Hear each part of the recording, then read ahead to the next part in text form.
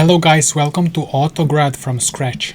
So the mechanism behind dot backwards in PyTorch. In order for neural networks to learn, the AI, the neural networks, need to know how to do chain rule, how to take derivatives of the whole chain of calculations of operations. For example, if we have some function, loss function in neural networks, and starting from A here, we have square and then ReLU and then plus 3a and then tan age. So if we want to understand how this A influences this loss, if we want to minimize loss, we need to figure out how to change this A to make the loss smaller. So for that we're going to use chain rule and derivatives. We will use chain rule to trace back influence of this A to the loss. So Autograd will do this automatically, and I'm not gonna explain gradients too much in this video, so we should just know the chain rules. So let's just remind ourselves. If we want to calculate gradient of loss with respect to A, meaning that we want to know how does loss change when we change A, so we will just go with the chain rules. So starting from loss with respect to some function, for example tan age, times gradient of tan age with respect to A. I'm gonna post advanced lesson on Autograd to school, $49 per month one, so see you in there. If you wanna become AI researcher, join school below the video. And then we will decompose this further. So gradient of tan age with respect to this whole thing, and then times, we will just take this gradient. So I'm not gonna explain a chain rule here, you can watch it on YouTube, but we just know that we are taking gradients here and the chain rule. So this is the chain rule. So no matter how deep or wide or big neural network is, we go forward once, so from A to loss, and backward, so from loss to A, which are the chain rule, the gradient. So we just have those two passes, forward and backward. So value is the atom of Autograd. Every scalar in our engine has value object. And so let's say neural network weight or bias. For example, neural network weight has data, which is literally the number. So the value of that weight, it can be number 3, number 2. Then grad property, which is the accumulated gradient, it's also some number. And we'll see later, it's just the value of the gradient. And then op, which operation produced this node, so plus times ReLU tan age. Previous, actually I should show it to you here, down below, we can see it better. So data, so when we write value 3, it's gonna become data is equal to 3. So you see here that you pass in data, and these others are non or optional, but only data must be passed. And so gradient starts from 0 and then starts accumulating. It will be later updated with the backward pass. And then op is a string, like plus times. So default is none if they are not produced by anything, if those are the values that we created, the beginning weights. But if they are some intermediate values, if we go here and we see some intermediate values here, here, here, they have ops. And this 3 doesn't have op. So no, this A and this A, they don't have, their operation is none because they are just set. They are the beginning. They didn't get produced by anything. And then previous, prev, is just input values. So if you calculate C by multiplying A plus B, saying A plus B, then previous will be A and B, and you will save plus into this op. So you know that you have AB and you have plus, so it's gonna be A plus B to create C, which is the current. So C in this case would be the current value here. and A and B previous. And we will look at these two others later, because this backward will just define some rule on how to create gradient if it's multiplication, or sorry, addition, multiplication, etc. It will just be like some derivative rule. And label. Here is some code, so putting all of this together.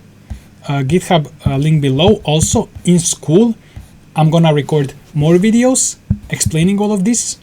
So see you in the school, link below the video as well.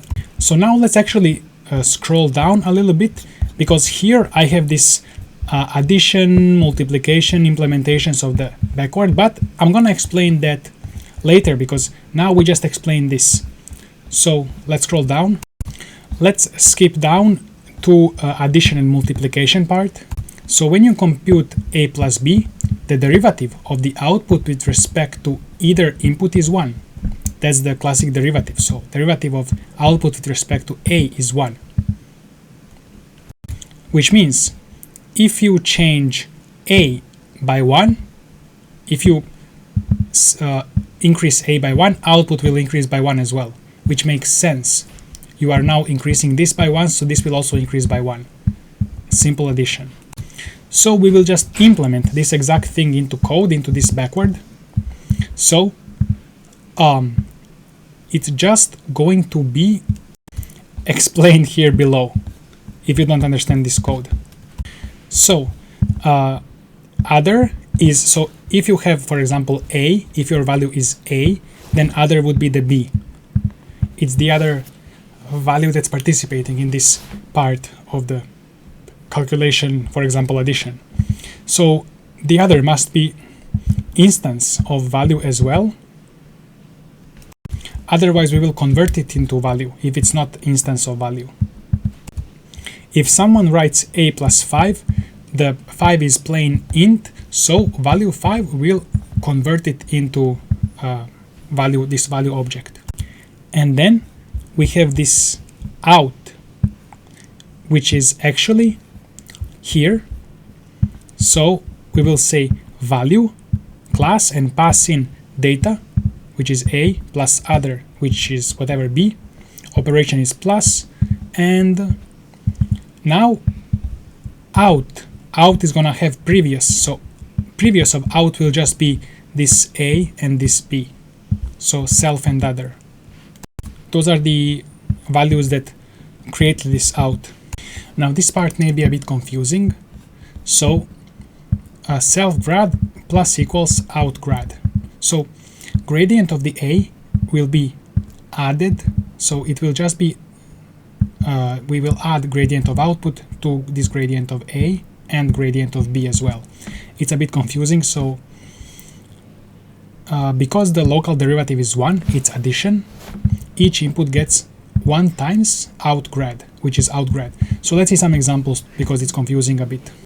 Forward pass would be 3 and 5. So out is 3 plus 5 equals 8. So now let's say that we are starting from some loss function, and let's say that gradient of loss with respect to out is 1. Okay, and now we want to find gradient of loss with respect to a and b. So step 1, out.backward is called. So that's gonna automatically assign, it will just add out gradient, which is 1, to gradient of a, self grad, which is gradient of a. So it's gonna become 1 now, because by default it's 0. And the other is b, so it's just gonna also create gradient. So this is a bit confusing, I know, but as you look at this, you will understand it. So if out gradient is 0.4, then gradient of a and gradient of b will be 0.4, because gradient of out with respect to a is 1. It's just addition. So the gradient will just pass. Out will just pass through. And why plus equals, not just equals, is because if you have a plus a, for example, then the gradient will not be here 0.4, but it will be 0.8, because you need to add, if this was a plus a, it's gonna be 0.8 for a. So let's see, correct example.